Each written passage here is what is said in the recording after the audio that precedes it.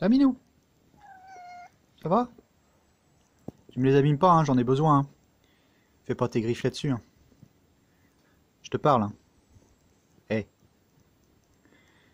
Ouais. Bon allez, encore 1 heure, mais après tu retournes pour les rongeurs, hein, parce que je te paye pas à rien foutre.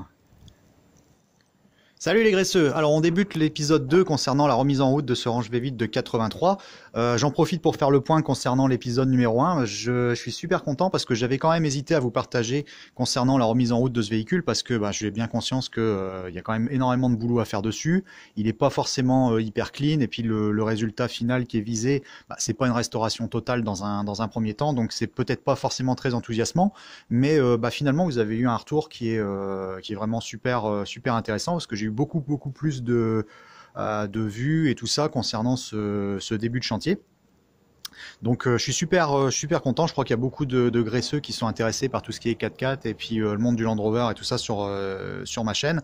Donc là, on va faire le point concernant l'épisode numéro 2. Donc là, c'est un petit peu mettre la charrue avant les bœufs, mais j'en ai profité de vous partager une vidéo un petit peu précédente là concernant le traitement qui a été fait sur les jantes ici d'origine. Donc là, vous voyez, elles reviennent de chez le sableur, donc elles ont été grenaillées, apprêtées, repeintes avec deux couches. On a posé un joint ici au fond pour éviter d'avoir les départs de rouille qui se font fatalement dans les interstices. Donc ça a été fait. Et puis j'ai également posé un joint ici à l'intérieur.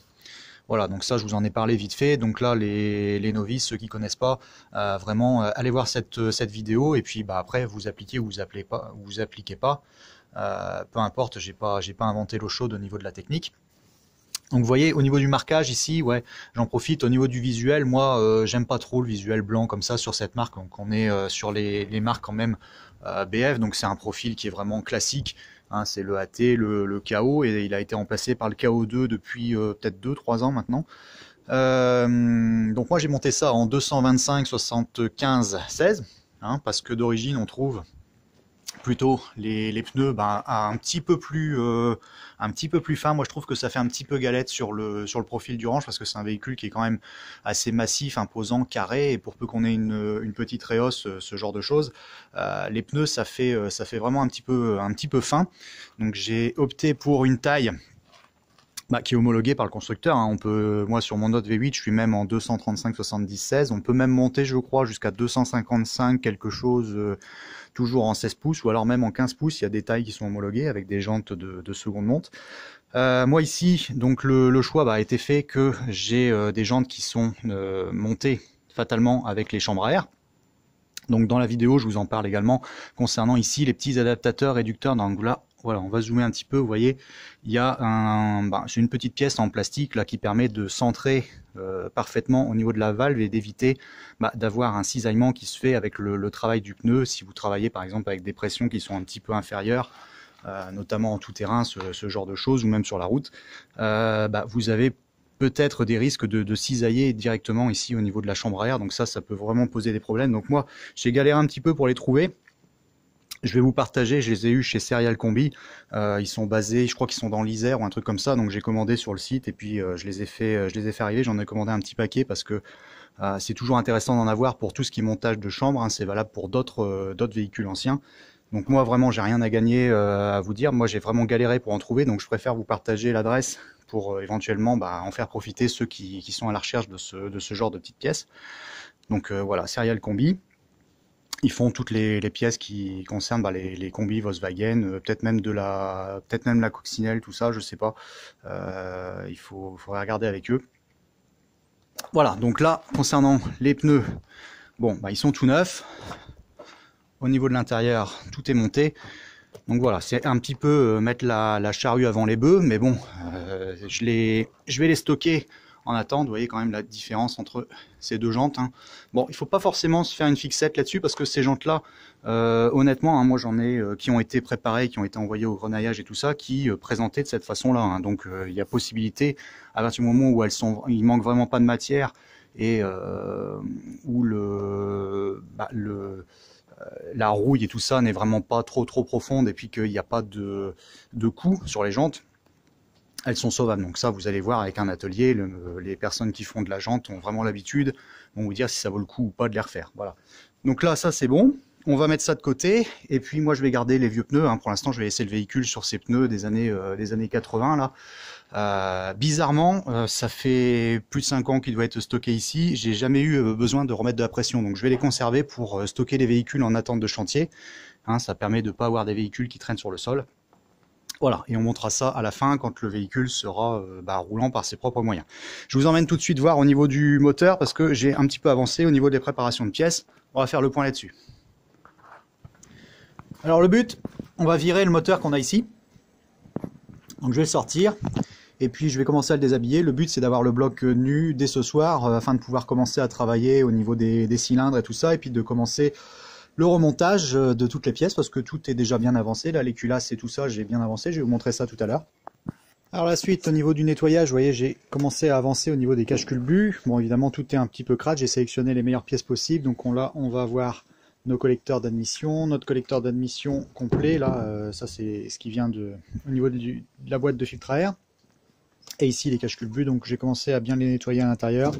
Bon, on va essayer de continuer au niveau du résultat, mais ce que vous pouvez voir c'est que, voilà, en quelques secondes, là, le temps de me rendre en gare jusqu'à mon atelier, il est tombé 10 cm de neige. Donc ça c'est la magie du tournage des vidéos. Alors, on va aller regarder la suite au niveau des pistons ici. Voilà, donc là ils ont bien avancé, j'ai commencé à bien les nettoyer. Voilà, donc je vais vous en parler un peu plus en détail un peu plus tard, mais les pistons c'est en phase de nettoyage, ils sont pas encore tout à fait parfaits, ils ont été bien nettoyés notamment au niveau des gorges, donc là toute la segmentation a été retirée. D'accord, on va repartir avec une segmentation neuve. Donc voilà, donc tout est là, ça c'est en bonne voie. Allez, on fait un petit tour au niveau des culasses, donc là vous en avez une qui est complètement démontée, hein. Elle a été complètement désassemblée. Vous avez la culasse ici nue et puis j'ai les soupapes là qui sont répertoriées ici. Hein, d'accord, je vais vous en montrer une que j'ai finie. Voilà, donc là, ça c'est la culasse côté, ça doit être la conducteur celle-ci. Voilà, donc là elle est prête. Voilà, elle est entièrement remontée. Et puis je vais la stocker tranquillement. Et sur celle-ci, j'en profite pour vous montrer parce que au niveau du travail qui a été fait, j'ai passé pas mal de temps, j'en suis à une bonne vingtaine d'heures là pour les deux culasses. J'ai travaillé beaucoup sur les conduits. Alors ça, je vais vous en parler vite fait tout de suite après. Donc là, pour l'instant, regardez, voilà, au niveau des soupapes ici, tout a été nettoyé, et puis j'ai fait un rodage également au niveau des sièges, et puis j'en ai profité pour déglinguer et puis enlever tout ce qui était aspérité. Donc là vraiment on est vraiment super lisse, on est bien débouché, on n'a pas de diamètre qui est inférieur au siège de la soupape. D'accord. Et donc ici, si je vous prends par exemple une soupape, on va prendre la soupape d'admission, là vous voyez tout a été nettoyé, et puis il y a un rodage qui a été fait, donc ça c'est valable pour l'admission et puis pour l'échappement. D'accord. Donc ça j'ai tout vérifié au niveau de la tenue sur le siège, et puis pour le décapage, ici on va montrer peut-être plus sur l'échappement, vous verrez mieux. Voilà, donc moi je travaille avec un mini outil. Alors pourquoi je fais ça? C'est tout simplement parce que au niveau des démoulages de ces pièces qui sont produites en grande série, à l'époque avec les matériaux et puis le fait que ça soit pas forcément rentable pour l'usine de passer son temps à aller enlever toutes les aspérités, tout ça, il ne le faisait pas tout simplement. Donc moi ici j'avais un peu de temps à perdre, donc j'ai fait ça. Il suffit de travailler avec un mini outil.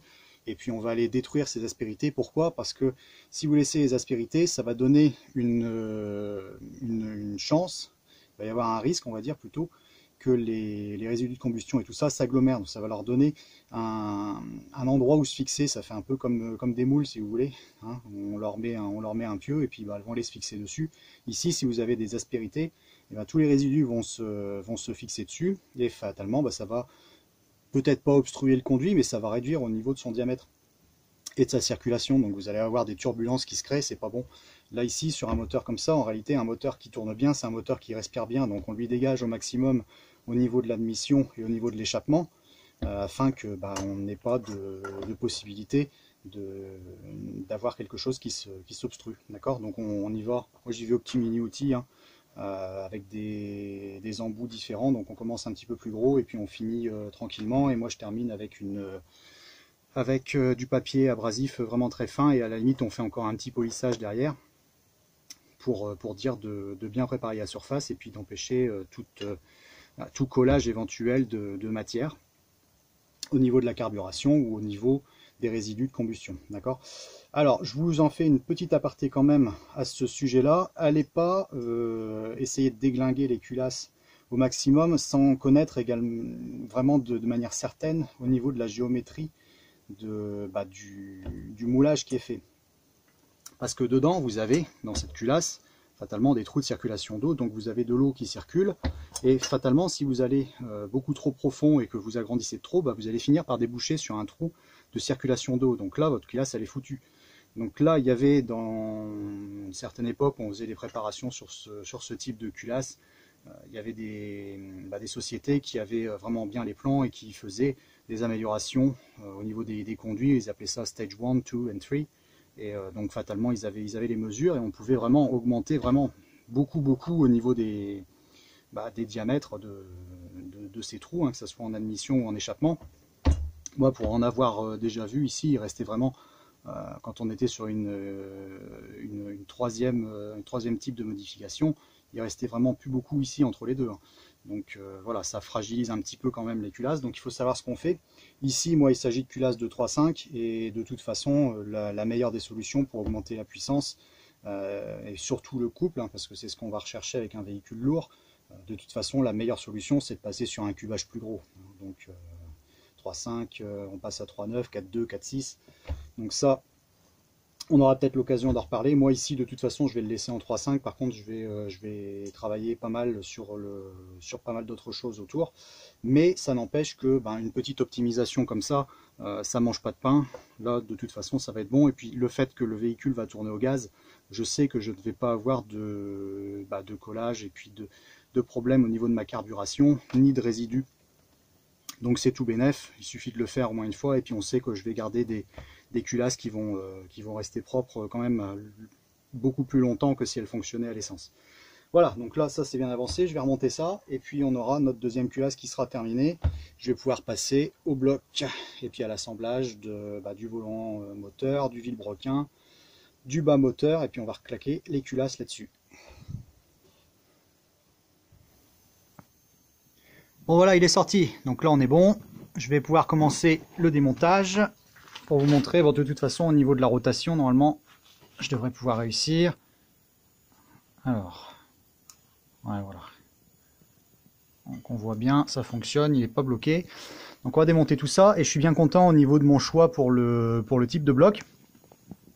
Parce que je vais vous montrer une différence. Là, ici, par exemple, j'en avais un autre avec lequel j'avais hésité, mais au moment de l'ouverture, j'ai bien constaté au niveau du bloc, vous voyez la différence, par exemple, ici.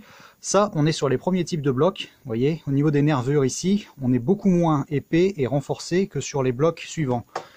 Et la différence, voilà. Donc là, ici, ça, c'est déjà des blocs beaucoup plus récents.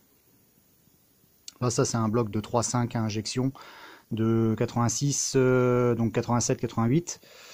Hein, et donc là, ça m'indique également qu'au niveau des paliers, pour le vilebrequin, je vais être également très bien guidé parce que je vais être sur le deuxième type de montage.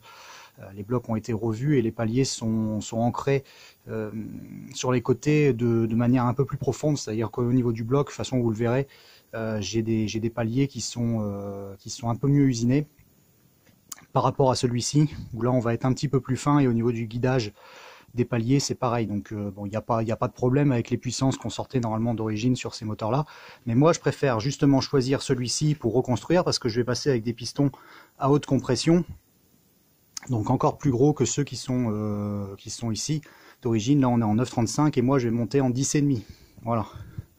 Donc on va démonter tout ça, hein, je vais sortir tout, de toute façon tout ça va partir à la benne. Je vais peut-être conserver uniquement les poussoirs et tout ça si on a peut-être des qui sont encore bons, ça. Enfin je verrai comment je vais me débrouiller. Quelquefois pour des véhicules de trial ou tout ça c'est très bien. Par contre l'arbre à cam est complètement bouffé ici. Donc on va démonter tout ça et puis c'était une version en boîte automatique donc il va falloir que je me trouve un volant moteur, mais bon je dois avoir ça qui traîne. Bon bah voilà, alors on a défait le bac à huile, donc au niveau bah, du bas moteur, ça a l'air pas mal pour l'instant. Au niveau des pistons, c'est tout propre. Mais bon, heureusement que je défais et puis que je nettoie, parce que bon, au niveau du bac à huile, on peut voir, il y a pas mal de dépôts et tout quand même.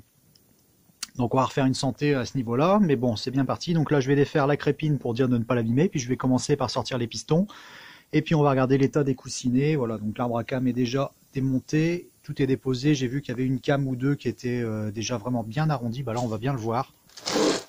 Là, par exemple, ici, cette cam-là, on voit bien la différence entre celle-ci et celle-là. Voilà.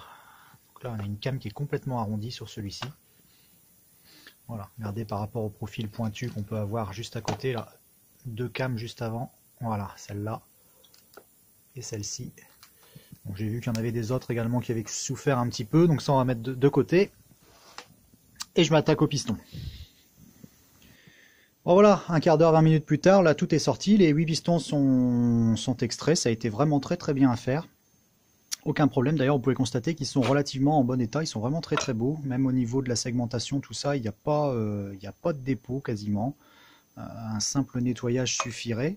Par contre, j'en profite avec vous pour partager voilà, l'état de coussinet. Donc vous voyez, on aurait été tenté par exemple de remettre simplement des culasses, nettoyer l'extérieur et puis remonter le moteur. Vous voyez, on commence à arriver sur le cuivre ici, donc ça c'est le coussinet supérieur. Le coussinet inférieur, il est là-bas, donc lui, il est encore relativement bien. Hein, il y a encore un petit peu de revêtement dessus, mais ça va pas tarder à arriver.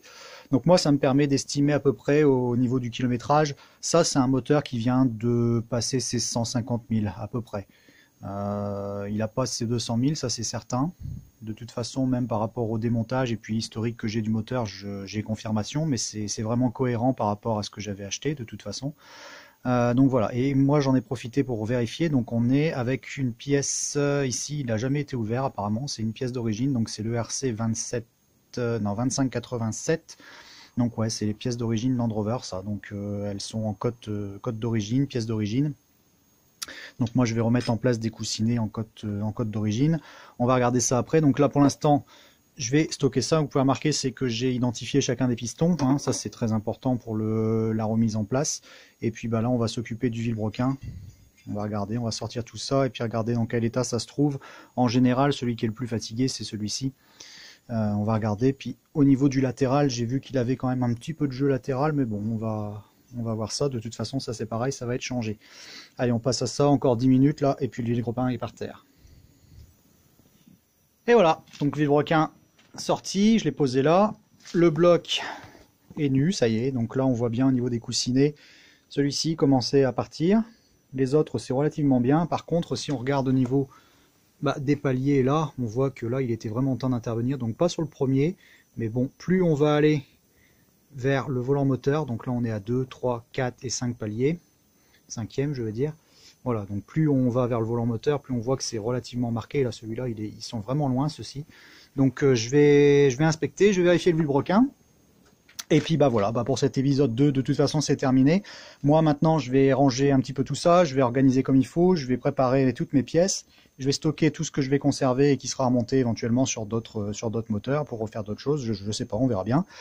Donc la prochaine fois qu'on se voit, le bloc il sera nettoyé, il sera propre et puis il sera prêt pour le remontage. Donc à bientôt pour l'épisode 3 les graisseux. Ciao, à plus.